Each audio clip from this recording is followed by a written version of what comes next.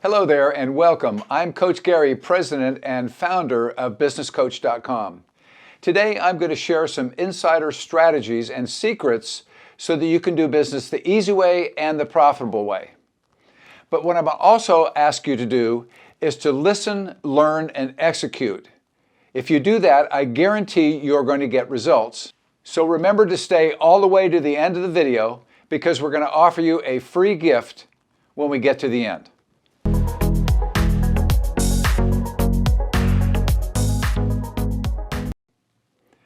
So today, I'd like to teach you how to empower your team to manage themselves so you don't have to. Interestingly enough, where this starts is all about developing a culture of accountability.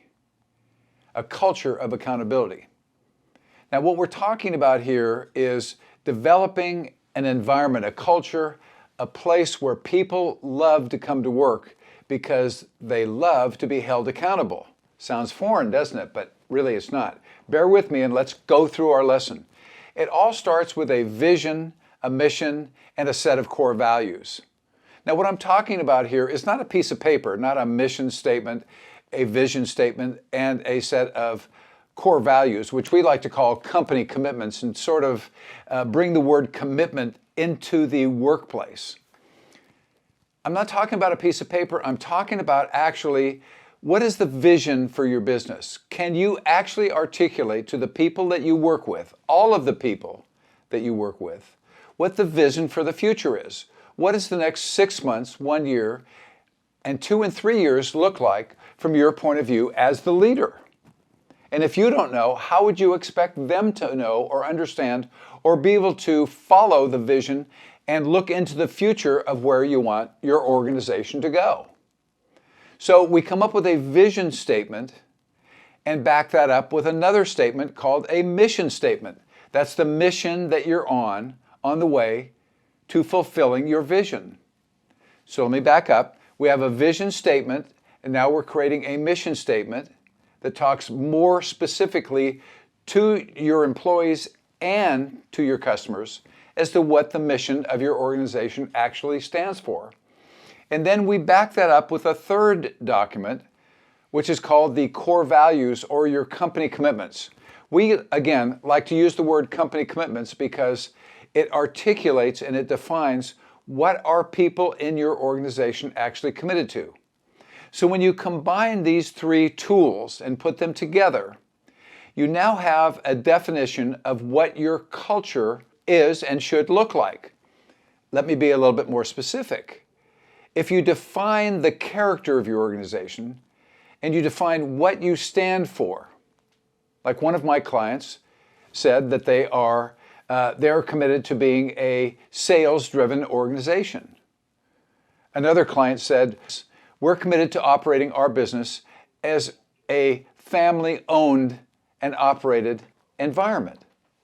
So this defines what kind of culture you have and what you're committed to as an organization, and it makes it very clear to your employees what your expectations of them are. Now this is tricky. I want to let you know that there's a secret to this, and that is that obviously all of these get printed out on a piece of paper, and if that piece of paper gets stuck in a drawer somewhere or in a file cabinet, it's absolutely worthless. It's not going to go anywhere. These vision statements, mission statements, and company commitments need to be read in front of your entire organization at every all-company meeting. These documents need to be read before you have any employee interviews. Hopefully you're doing quarterly interviews with your employees. These documents need to be read before sales meetings and any kind of evaluation of where your organization is and where you would like the organization to go. Any all-company meeting, all-staff meeting, any sales meeting should include a conversation where everyone has a chance to talk about, are we actually fulfilling our vision? Are we actually doing our mission statement or fulfilling our mission? And are we living by these core values which we've elected to call company commitments? So now let's do a brief recap of what we just learned. First of all, we have a vision. That's our glimpse into the future. We have a mission, that's the mission that we're on the way to achieving our vision. And then we have core values or company commitments, which is what the character of the organization is all about. It's establishing the character, a culture of accountability. Now, you don't have to have a culture of accountability, but that's just the words that we use because it makes sense that you hold people accountable inside of that culture. That's what we nicknamed it. You don't have to call it anything. It's just the definition of what you're doing in this process. Now, what we want to do is we want to support this entire process, this culture of accountability, by putting documents in place so that everyone could be on the same page. So we probably want to do a review with each employee once per quarter and go over what's working, what's not working, what's missing, and what's next in their particular job responsibility. In order to do that, we want to do a job description. Inside of a job description, if you want to have a culture of accountability and hold people accountable, you want to have standards of performance at the end of the job description. So it would be something like this. You're doing your job well if you're showing up to work on time on a regular basis, if you're following the vision, mission, and company commitments, and so on and so forth. You probably want to have all company meetings at least once a month where everybody attends the all company meeting. What do we talk about at the all company meetings? I'm glad you asked. What we talk about at all company meetings is the vision, the mission, and the company commitments, old business and new business, and bring people together to have them come together to work together with one another and see each other. Some people may work remotely, some people may work in a different location. You want to see if you can bring everybody together at least once a month for an all-company, all-hands-on-deck meeting. Believe me, I have clients that resisted this process. They said to me, we used to do this, Coach Gary, years ago. We no longer do it because we ran out of things to talk about. Believe me, if you do this, your employees will love the process, and it's a great opportunity for everybody to have coffee and donuts or lunch or a meal together of some kind. You don't have to do that, but it's a great opportunity for people to come together and feel like they're part of a team. What else can we do to create a culture of accountability? Another powerful tool that most organizations miss is having an onboarding process, a really articulate way of introducing people into the organization. What do you mean by this, Coach Gary? Well, let me explain. What I mean by an onboarding process is this, is that the first couple of days on the job for every employee, every new employee, it's got to be a little scary. It's got to be a little bit nerve-wracking to think, what's this going to be like for me the first couple of days at my brand new job? So yes, you're going to give them a cell phone and the keys to the organization and the code to the alarm system, et cetera, et cetera. All those things are important. But what if you did a video and it introduced them to each and every employee, or at least each and every manager?